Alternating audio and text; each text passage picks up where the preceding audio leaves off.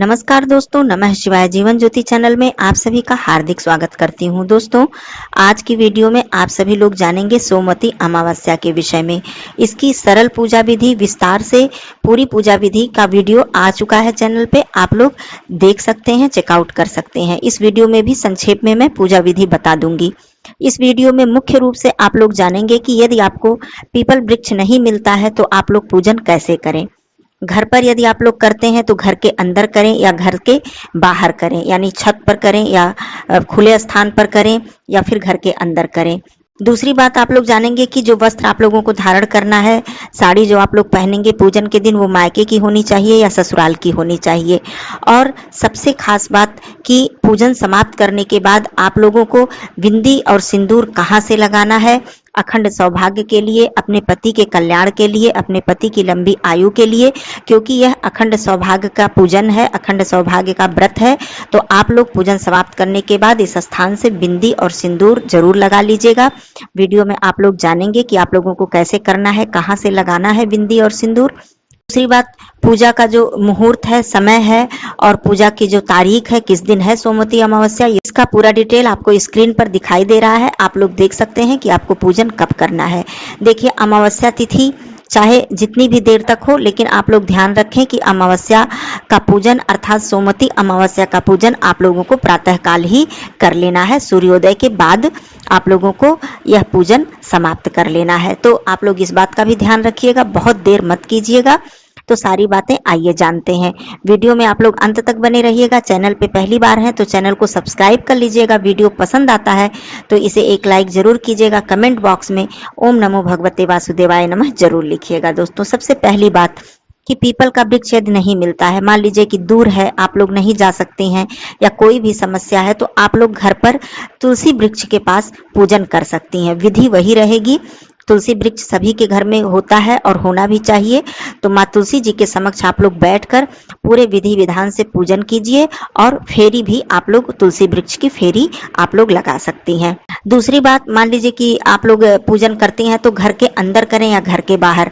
मान लीजिए कि तुलसी वृक्ष आप लोगों के पास है, लेकिन ऐसी जगह है कि जहां पर आप लोग फेरी नहीं लगा सकते हैं, जगह नहीं है वहां पर बैठकर पूजन करने की या फेरी लगाने की। तो ऐसे में क्या करें? तो आप लोगों को घर के अंदर पूजा नहीं करनी है, बल्कि घर के बाहर आप लोगों को पूजन करना है। जैसे कि खुले स्थान पर, यदि आपके घर के बाहर खुला स्थान है तो वहां पर आप लोग स्वच्छ करके उस स्थान को वहां पर पूजन कर सकती हैं, या फिर अपने छत पर भी कर सकती हैं। मान लीजिए कि तुलसी वृक्ष जो आपने गमले में यदि लगा रखा है तो वहां पर तुलसी वृक्ष ले जाकर आप पूजन कर सकते हैं। यदि आप नहीं गमले में लगाई हैं, कहीं आपकी जमीन में लगा है, मिट्टी में लगी है तुलसी माता, तो आप लोग सबसे अच्छा उपाय है कि आप लोग एक कोई स्वच्छ आसन वहां पे लगाएं, कोई लकड़ी का पाटा या चौकी लगाकर उस पे पीला वस्त्र बिछाकर और भगवान विष्णु जी की प्रतिमा रखकर, माँ लक्ष्मी जी की प्रतिमा रखकर आप लोग समस्त पूजन अर्चन कर सकती हैं और वहां पर फेरी भी लगा सकती हैं। इस तरह से भी पूजन किया जाता है। मान लीजिए कि तुलसी वृक्ष के पास यदि आपके जगह नहीं है या वहां पर बैठने का या फेरी लगाने का स्थान नहीं है, तो यह भी एक विकल्प है। आप लोग प्रतिमा रखकर, कलश में जल रखकर, दिया जलाकर आप लोग पूरा पूजन कर सकते हैं। पूजन की विधि मैं संक्षेप में बता दूंगी लास्ट में। अब दूसरी बात यह भी जान लीजिए कि मान लीजिए कि वस्त्र जो है, साड़ी, वो मायके का पहने या ससुराल का, क्योंकि ये सौभाग्य का व्रत है। तो देखिए, जो हम लोगों के यहाँ नियम अभी तक चलता चला आया है बहुत पुराने समय से, कि जो भी हमारी बहनें पहली बार व्रत रखेंगी उनके लिए मैं बता भी चुकी हूँ कि उनके जो वस्त्र हैं, उनकी जो पूजन सामग्री है, दान की जितनी सामग्री है, वो सभी मायके से आती है। ऐसा नियम है। मान लीजिए कोई विशेष परिस्थिति है, नहीं आ पाती है, तो आप लोगों के पास यदि मायके की साड़ी रखी है तो वो भी आप लोग धारण कर लीजिए, नई हो यदि। लेकिन जो पहली बार का नियम है, वो नई साड़ी ही बहनें धारण करेंगी, पहनी हुई साड़ी नहीं पहनेंगी, और मायके की पूरी सामग्री से पूजन अर्चन किया जाता है, ऐसा नियम है। लेकिन जिनका दूसरी बार है या कई बार कर चुकी हैं, वो मायके या ससुराल कहीं की भी साड़ी पहन सकती हैं और पहनी हुई साड़ी भी पहन सकती हैं। ऐसी नहीं है कि बिल्कुल नई ही साड़ी हो। एक बार दो बार पहनी हुई पहन सकती हैं। नई है तो बहुत अच्छी बात है, आप लोग नई साड़ी पहने। सौभाग्य का व्रत है। आप लोग पूरा श्रृंगार करें, सिंदूरा से सिंदूर लगाएं। इस दिन पीला सिंदूर अवश्य लगाएं, पूरी मांग भर के लगाएं। श्रृंगार करके ही पूजन करने जाएं आप लोग, ये नियम है। बाल नहीं धुलना है, क्योंकि सोमवार का दिन है, तो आप लोगों को बाल इस दिन नहीं धुलना है। एक दिन पहले आप लोग बाल धुल सकते हैं।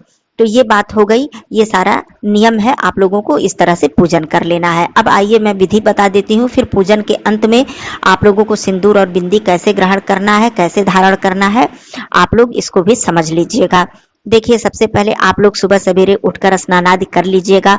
अपने घर की जो दैनिक पूजा है उसे कर लीजिएगा। सबसे पहले सूर्यदेव भगवान जी को जल दीजिएगा, माँ तुलसी जी की पूजा कीजिएगा। दैनिक पूजा करने के बाद आप लोग तैयार हो जाइएगा, अच्छी तरह से श्रृंगार करके तैयार हो जाइएगा। फिर आप लोग चाहे घर पे करते हैं विधि वही रहेगी, चाहे आप, मैंने बता दिया है कि तुलसी वृक्ष के पास कर सकते हैं, खुले स्थान पे प्रतिमा रख के भी कर सकते हैं यदि कोई विकल्प नहीं है आपके पास, और पीपल वृक्ष के पास करते हैं तो अति उत्तम है।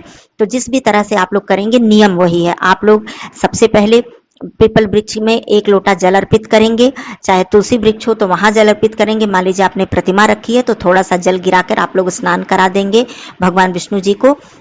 तो इस तरह से सबसे पहले आप लोग जल अर्पित करेंगे। उसके बाद वहां पर गौरी गणेश जी की स्थापना करेंगे। गाय के गोबर से माँ गौरी जी को बना लीजिएगा पान के पत्ते पर, और सुपारी से आप लोग गणेश भगवान को बना लीजिएगा।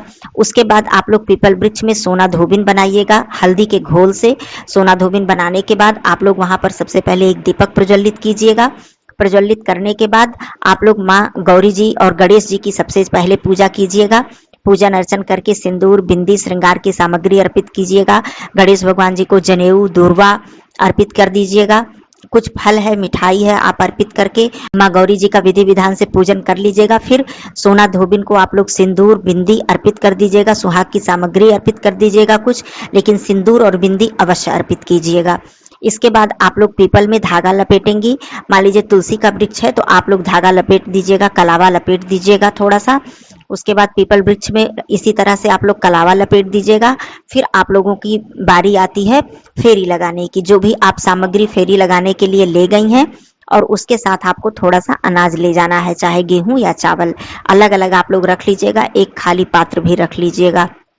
उसके बाद आप लोग जहाँ पे आपने पूजन किया है उस स्थान से आप लोग शुरू करके ओम नमो भगवते वासुदेवाय नमः मंत्र का जप करते हुए मुट्ठी में 1 मुट्ठी चावल या जो भी अनाज है और जो वस्तु है वह एक वस्तु आप लोगों को 108 बार फेरी लगानी है। इस तरह से एक एक बार प्रणाम करते हुए उस स्थान से फिर उस स्थान पे आकर आपको फेरी का जो वस्तु है उसे रख देना है।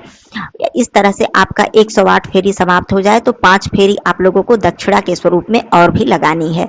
इस तरह से लगाने के बाद आप लोगों को अब अर्पित करने की जहां तक बात आती है सामग्री, तो आप लोग वस्त्र भी अर्पित कर सकते हैं और अपने पति के निमित्त भी आप लोग वहां पर वस्त्र अर्पित करके फिर प्रसाद के रूप में उन्हें दे सकती हैं या फिर दान भी कर सकती हैं। बहुत सी जगह ऐसी परंपरा है कि माँ गौरी जी को अर्पित किया हुआ या पीपल वृक्ष के नीचे अर्पित किया हुआ वस्त्र धारण भी करते हैं, और बहुत जगह ऐसी परंपरा है कि दान कर देते हैं। तो जैसी आपकी परंपरा होगी, तो जो सामग्री अर्पित करने का तो कोई नियम नहीं है, जितनी भी आप कर सकें, श्रृंगार की सामग्री, फल है, मिठाई है और जितनी भी सामग्री आप अर्पित कर सकते हैं, इसका कोई ऐसा नहीं है कि इतना ही आप करें या इससे ज्यादा करें या इससे कम करें, अपनी शक्ति सामर्थ्य के अनुसार है। तो इस प्रकार से आप लोग जब पूरा पूजन समाप्त हो जाए फिर आप लोग क्षमा याचना वहां पे कीजिए, जो भी आपसे गलती हो त्रुटि हो इस तरह से आप लोग क्षमा याचना करेंगे। और क्षमा याचना करने के बाद उसके बाद जब आप लोग पूजन समाप्त कर लेंगे, इस दिन सोमवार भी है, सावन का सोमवार है, शिवालय में जरूर पूजा कर लीजिएगा। माँ गौरी जी को भी श्रृंगार की सामग्री अर्पित कर दीजिएगा। सावन का महीना है तो पूजन तो हम सभी लोग शिवालय में कर ही रहे हैं, प्रतिदिन भी कर रहे हैं, और सोमवार के दिन तो खास करके सभी लोग करते हैं। तो इस प्रकार से आप लोग पूजन कर लीजिएगा। जो भी बहनें हमारी सोमवार का व्रत हैं वो व्रत धारण करेंगी। मान लीजिए सोमवती अमावस्या का भी व्रत रखा जाता है और बहुत से जगह सोमवती अमावस्या का व्रत नहीं रखा जाता है, लेकिन सोमवार है तो व्रत जो लोग रख रही हैं वो व्रत उसी नियम से रखेंगी। तो ये सारी बातें हो गई। फिर आप लोग जब पूजन समाप्त कर लें तो सोना धोबिन को जो आपने सिंदूर अर्पित किया है उसे अपने मांग में लगा लें, जो बिंदी अर्पित किया है उसे धारण कर लें, और माँ गौरी जी को जो आपने सिंदूर अर्पित किया है उसे अपने मांग में भर लें, और थोड़ा सा सिंदूर घर लेकर अवश्य आएं, उसे अपने सिंदूरा में डाल दें, या तो फिर जिसमें आप प्रतिदिन सिंदूर लगाती हैं, जिस सिंदूरा से जो सिंदूर की छोटी डिब्बी होती है प्रतिदिन हम लोग लगाते हैं उसमें भी डाल सकती हैं। तो आपका वो प्रसाद हो जाएगा, माँ गौरी जी के चरणों का प्रसाद हो जाएगा। तो इस तरह से आप उसे प्रतिदिन जब लगाएंगी तो उससे आपका अखंड सौभाग्य बना रहेगा, आपके पति का कल्याण होगा और माँ गौरी जी आपको सुहाग का आशीर्वाद देंगी। तो ये करना बिल्कुल मत भूलिएगा। सुहाग की बिंदी और सिंदूर आप लोग अवश्य ले आइएगा। मान लीजिए बाकी जो सामग्री है आपके यहाँ जैसा भी नियम है तो आप लोग उसे दान कर दीजिएगा, या फिर उसमें से जो भी आप लोगों को धारण करना है वो धारण कर सकती हैं। घर आकर आप लोग फिर से श्रृंगार की सामग्री दान कीजिएगा, अन्न दान कीजिएगा, कुछ दक्षिणा। अमावस्या तिथि है तो इस दिन दान का तो विशेष ही महत्व है, बहुत ही अधिक महत्व होता है। ब्राह्मण को भोजन भी कराने का महत्व होता है। तो इस प्रकार घर आकर जो भी आपकी शक्ति सामर्थ्य है आप लोग दान करने के बाद ही जल ग्रहण कीजिएगा। तो ये सोमवती अमावस्या का पूरा नियम हो गया। जो भी महत्वपूर्ण प्रश्न थे ये आप लोगों ने जाना। फिर भी कोई बात आप लोगों को पूछनी है, कोई प्रश्न रह जाता है तो आप लोग कमेंट में जरूर पूछ सकते हैं। फिर मिलती हूँ ऐसे उपयोगी वीडियो के साथ। तब तक के लिए धन्यवाद। नमः शिवाय।